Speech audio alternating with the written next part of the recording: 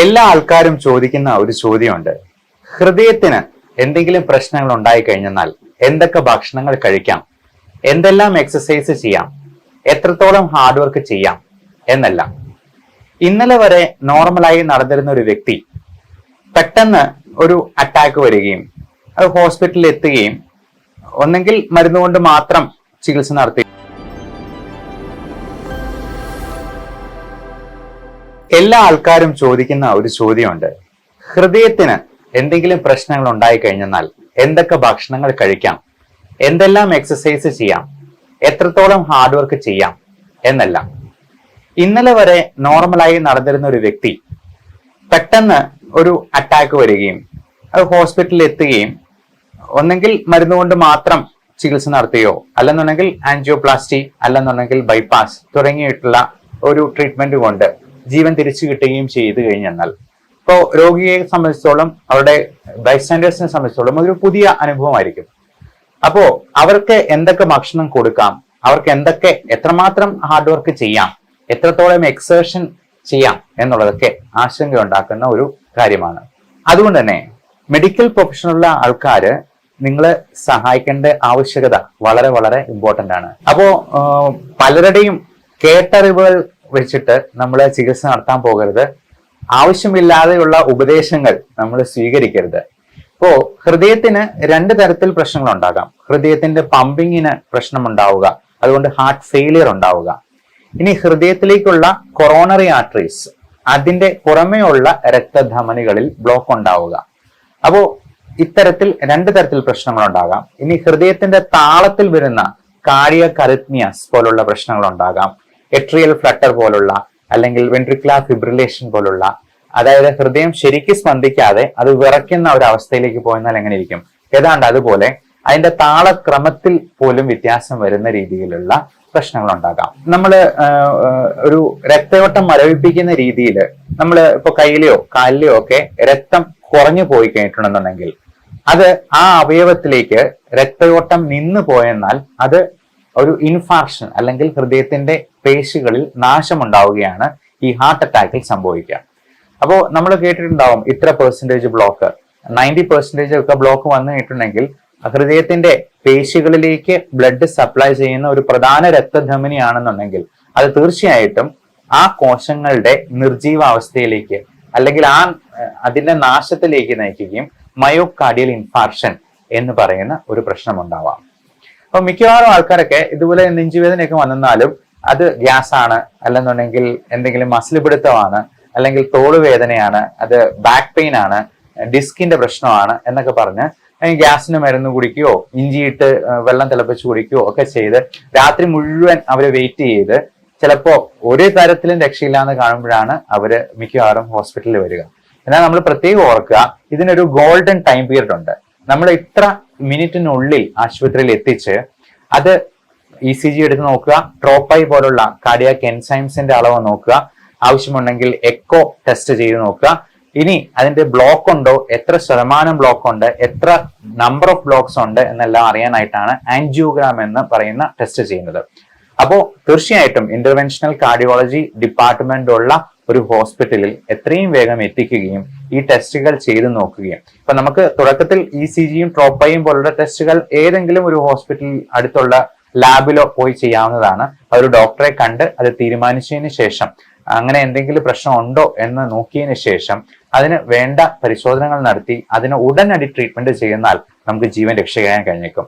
അല്ല എങ്കിൽ heart attack വന്നു കഴിഞ്ഞിട്ട് നമുക്ക് ഒരിക്കലും ഹൃദയം നല്ല അവസ്ഥയിലേക്ക് തിരിച്ചു വരാൻ പറ്റില്ല. ഹൃദയം മുടന്തി നടക്കുന്നത് പോലെ അതിന്റെ ആ ഇൻഫാക്ഷൻ സംഭവിച്ചു കഴിഞ്ഞാൽ പ്രശ്നമുണ്ടാകും. അപ്പോ നമ്മൾ ഇതിന് ശേഷം ഈ ട്രീറ്റ്മെന്റ് ഒക്കെ കഴിഞ്ഞ് അപ്പോൾ ആരോഗ്യാവസ്ഥയിലേക്ക് തിരിച്ചു വന്നു കഴിഞ്ഞതിന് ശേഷം നമ്മൾ ഗൂഗിളിലോ വാട്സാപ്പ് മെസ്സേജിലോ കിട്ടുന്ന തെറ്റായ അറിവുകളോ ഉപദേശങ്ങളോ, 10ാം ക്ലാസ് പോലും പാസ്സാകാത്ത ആൾക്കാരാണെങ്കിലും ഉപദേശത്തിന് ഫ്രീ ആയിട്ട് കൊടുക്കുന്ന കാരണം അതിന് യാതൊരു കുറവുണ്ടാവില്ല. അപ്പോ ഭക്ഷണത്തിലും മരുന്നിലും നമ്മൾ ഒരു തരത്തിലും വിട്ടുവീഴ്ച ഉണ്ടാകരുത്. പലപ്പോഴും സംഭവിക്കുന്നത് ഈ ബ്ലഡ് തിന്നേഴ്സ്, എക്കോസ്പ്രിൻ, ക്ലോപ്പിഡോഗ്രൽ, അട്രോസ്റ്റാറ്റിൻ ഒക്കെയുള്ള മരുന്നുകൾ കുറച്ച് നാൾ കഴിച്ചു കഴിഞ്ഞിട്ട് അവര് തന്നെ അങ്ങ് സ്റ്റോപ്പ് ചെയ്യും. അതെല്ലാം കിഡ്നി അഫക്ട് ചെയ്യുമോ എന്ന് വിചാരിച്ചിട്ട്. വാസ്തവത്തിൽ നമ്മൾ ഇങ്ങനെ ബ്ലോക്ക് ഉണ്ടായിട്ടുള്ള ഒരാള് ഒരു കാരണവശാലും അത് ഡോക്ടറോട് ചോദിച്ചിട്ടല്ലാതെ നിർത്താൻ പാടില്ല എന്നുള്ളതാണ്. കാരണം ഇവർക്ക് വീണ്ടും ബ്ലോക്ക് ഉണ്ടാകാനുള്ള സാധ്യത വളരെ വളരെ കൂടുതലാണ്. അതുപോലെ ഭക്ഷണത്തിൽ ഉള്ള പ്രത്യേകതകൾ നമ്മൾ നിഷ്കർഷകൾ വെക്കേണ്ടത് മെയിനായിട്ടും ഉപ്പിന്റെ അളവ് പരമാവധി നമ്മൾ കുറച്ച് ഉപയോഗിക്കുക എന്നുള്ളതാണ്. പ്രത്യേകിച്ചും BP, കൊളസ്ട്രോൾ പോലുള്ള പ്രശ്നങ്ങൾ ഉണ്ടാക്കാതെ അത് നിയന്ത്രിച്ച് നിർത്താനായിട്ട് നമ്മൾ തീർച്ചയായിട്ടും BPയുടെയും കൊളസ്ട്രോളിന്റെയും മരുന്നുകൾ കൃത്യമായിട്ട് കഴിക്കുകയും വേണം. ഉപ്പിന്റെ അളവ് അത് ഇത്ര ഗ്രാം കുറച്ചെന്നാൽ പോലും കൃത്യമായിട്ട് BPയിൽ കൺട്രോൾ വരാം എന്നുള്ളതാണ്. അതുപോലെ പൊട്ടാസ്യത്തിന്റെ അളവ് ഒത്തിരി കൂടിപ്പോയെന്നാൽ കാർഡിയാക് റിതം അബ്നോർമാലിറ്റീസ് ഉണ്ടാകും, അറിത്മിയാസ് ഉണ്ടാകും. പൊട്ടാസ്യം കൂടിപ്പോയി കഴിഞ്ഞാൽ ഇപ്പൊ നമ്മുടെ നാട്ടിലൊക്കെ ഒരു സ്ഥിരം കാഴ്ചയാണ്, ക്ഷീണം വന്നു കഴിഞ്ഞാൽ ഉടനെ തന്നെ കരിക്കും വെള്ളം കൊടുക്കും. കരിക്കും വെള്ളം നല്ലതാണ്, ഒരുപാട് പോഷക സമൃദ്ധമാണ്, പക്ഷെ അതിൽ ഒരുപാട് പൊട്ടാസ്യം അടങ്ങിയിട്ടുണ്ട്. അപ്പൊ കിഡ്നിക്ക് പ്രശ്നമുള്ളവരോ ഹാർട്ടിന് പ്രശ്നമുള്ളവരോ ഒക്കെ 2-3 കരിക്ക് ഒരുമിച്ച് കുടിച്ചെന്നാൽ തന്നെ പൊട്ടാസ്യത്തിന്റെ അളവ് കൂടുകയും കാർഡിയാക് അറിത്മിയാസ് ഉണ്ടാക്കുകയും ചെയ്യും. അപ്പോ ഓരോ സ്ഥലത്തിലെയും ഭക്ഷണ രീതികൾ നമ്മൾ അതാത് സ്ഥലത്തെ രോഗികളോട് അവരുടെ ഭാഷയിൽ തന്നെ പറഞ്ഞു കൊടുക്കേണ്ടതായിട്ട് വരും. അതുപോലെ അവർക്ക് കഴിക്കാൻ കിട്ടുന്ന സാധനങ്ങൾ എന്തൊക്കെയാണ്, അവരുടെ സാഹചര്യങ്ങൾ എന്തൊക്കെയാണെന്ന് നോക്കി വേണം അത് പറഞ്ഞു കൊടുക്കാൻ. ചിലർക്ക് ഉണക്കമീൻ ഭയങ്കര ഇഷ്ടമാണ്, ചിലർക്ക് പപ്പടം ഭയങ്കര ഇഷ്ടമാണ്. ഇതിലൊക്കെ ഒരുപാട് തരത്തിലുള്ള ഉപ്പ്, ലവണ പദാർത്ഥങ്ങൾ അടങ്ങിയിട്ടുണ്ട്. മാത്രമല്ല ഈ ഉണക്കമീൻ ഉണ്ടാക്കുന്നത് വളരെ മലിനമായ സാഹചര്യങ്ങളാണ്. അതിലെ വെള്ളമൊക്കെ എന്ന് പറഞ്ഞാൽ വളരെ മലിനമായിട്ടുള്ള ചീഞ്ഞ മീനൊക്കെ ആയിരിക്കും നമ്മൾ ഈ ഉപ്പിട്ട് ഉണക്കി വെച്ച് ഉപയോഗിക്കുന്നത്. അങ്ങനെയുള്ള സാധനങ്ങൾ കഴിക്കുന്നത് നമുക്ക് ഹൃദയത്തിന് മാത്രമല്ല എല്ലാ തരത്തിലും പ്രശ്നങ്ങൾ ഉണ്ടാക്കും എന്നുള്ളത് പ്രത്യേകം മനസ്സിലാക്കിയിരിക്കണം. അതേപോലെ തന്നെ നമ്മൾ ഈ ധാന്യാഹാരങ്ങൾ കഴിക്കുമ്പോൾ എപ്പോഴും നല്ല പോളിഷ്ഡ് ആയിട്ടുള്ള റൈസ് കഴിക്കുന്നതിന് പകരം നല്ല രീതിയിൽ തവിടടങ്ങിയിട്ടുള്ള പാലക്കാടൻ മട്ട പോലുള്ള ചുവന്ന അരി കഴിക്കാനായിട്ട് നോക്കുക. അതുപോലെ ഈ മില്ലറ്റ്സ് വിഭാഗത്തിൽപ്പെടുന്ന നല്ല തവിടുള്ള തരത്തിലുള്ള ധാന്യങ്ങളിലേക്ക് മാറുന്നത് കൂടുതൽ നല്ലതായിരിക്കും. അത് പോഷക സമൃദ്ധമാണ്. ഇപ്പൊ മില്ലറ്റ്സ് വിഭാഗത്തിൽപ്പെടുന്ന റാഗി, ചോളം തുടങ്ങിയ തിന പോലുള്ളതൊക്കെ നമ്മൾ അത് പക്ഷികൾക്ക് കൊടുക്കുന്നതൊക്കെയാണെന്ന് പറഞ്ഞ് കളിയാക്കും. പക്ഷെ ഇന്ന് എല്ലാവർക്കും അറിയാം വളരെ പോഷക സമൃദ്ധമായിട്ടുള്ള മില്ലറ്റ്സ് നമുക്ക് അത് സ്നാക്സ് ആയിട്ടുള്ള ബിസ്ക്കറ്റ് ആയിട്ടുള്ള രൂപത്തിൽ വേണമെങ്കിലും കിട്ടും. അതുപോലെ ഫൈബർ കണ്ടന്റ് നല്ല കൂടുതലാക്കാൻ വേണ്ടി ഇപ്പോ നല്ല പച്ചക്കറികളും പഴങ്ങളും അധികം മധുരമില്ലാത്ത ഫ്രക്ടോസ് കണ്ടന്റ് ഒരുപാട് നമ്മൾ കൂടിയുള്ള ഫ്രൂട്ട്സ് കഴിക്കുമ്പോഴത്തേക്കും ഷുഗർ കൂടാനുള്ള സാധ്യതയുണ്ട്. ഡയബറ്റിസ് എന്ന് പറയുന്നത് അതുകൊണ്ട് തന്നെ അറ്റാക്കിന്റെ റിസ്ക് 5 ടൈംസ് എങ്കിലും കൂടുകയാണ് ചെയ്യുന്നത്. അപ്പോൾ പ്രമേഹവും BPയും കൊളസ്ട്രോളും ഒക്കെ നല്ല കൃത്യമായി കൺട്രോളിൽ കൊണ്ടുവരാനായിട്ട് ശ്രദ്ധിക്കുക. വറുത്തത് പൊരിച്ചത് പരമാവധി ഒഴിവാക്കുക. ഇനി ഷാലോ ഫ്രൈ ആയിട്ടുള്ളതാണെങ്കിലും പിന്നെയും കുഴപ്പമില്ല. ഡീപ് ഫ്രൈ ആയിട്ടുള്ള മുക്കി പൊരിച്ചിട്ടുള്ള സാധനങ്ങൾ, നമ്മൾ മീനൊക്കെ മുക്കി പൊരിച്ചിട്ടുള്ള സാധനങ്ങൾ കഴിക്കുക, പഴംപൊരി പോലുള്ള സാധനങ്ങൾ, വട, ഇതെല്ലാം ഒരുപാട് നല്ല തരത്തിലുള്ള എണ്ണ അബ്സോർബ് ചെയ്തിട്ടുള്ളതാണ്. അത് ഒരുപാട് കാലറി കൂട്ടുകയും അത് തന്നെ നമുക്ക് ഒത്തിരി പ്രശ്നങ്ങൾ ഉണ്ടാക്കുകയും ചെയ്യും. അതുപോലെ പാലിന്റെ ഉപയോഗം, നമ്മൾ ഒരുപാട് തരത്തിൽ പാല് അലർജി ഉണ്ടാക്കുന്നവരുണ്ട്. ലാക്ടോസ് ഇൻടോളറൻസ് ഒരുപാട് പേർക്കുണ്ട്.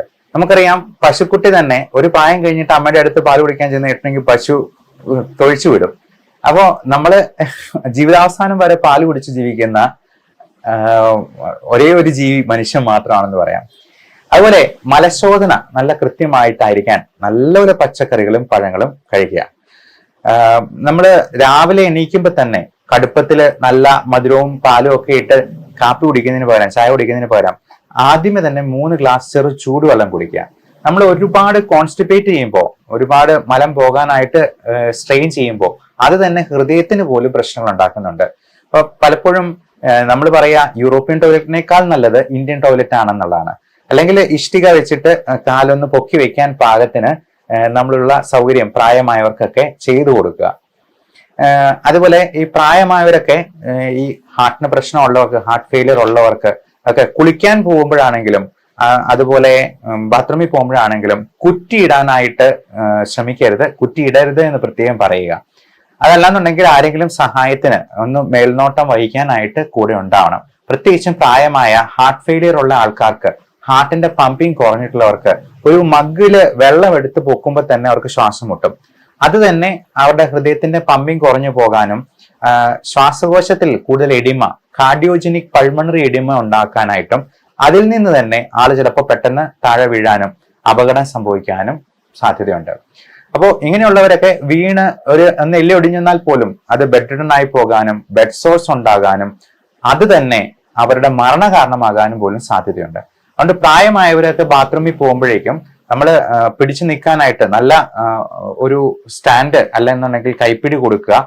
അതേപോലെ നല്ല ഗ്രിപ്പുള്ള തറ, ടൈൽസ്, ഈ മിനുമിനുക്കം ഉള്ള സാധനങ്ങൾ ഉപയോഗിക്കാതെ അങ്ങനെയുള്ളവർക്ക് പ്രത്യേകമായിട്ടുള്ള ഗ്രിപ്പുള്ള ഷീറ്റ് ഇട്ട് കൊടുക്കുകയോ ആരെങ്കിലും അതിനെ സഹായിക്കുകയോ ചെയ്യേണ്ടത് വളരെ വളരെ അത്യാവശ്യമാണ്. അതുപോലെ കുളിക്കുമ്പോഴാണെങ്കിലും ഒരു പ്ലാസ്റ്റിക് കസേര ഇട്ട് ഇരുന്നുകൊണ്ട് കുളിക്കാനായിട്ട് ശ്രദ്ധിക്കുക. നമ്മൾ ടോയ്ലറ്റിൽ പോകുമ്പോഴാണെന്നുണ്ടെങ്കിലും ഒരാളെ സഹായിക്കാനായിട്ട് നിന്ന് കൊടുക്കുക.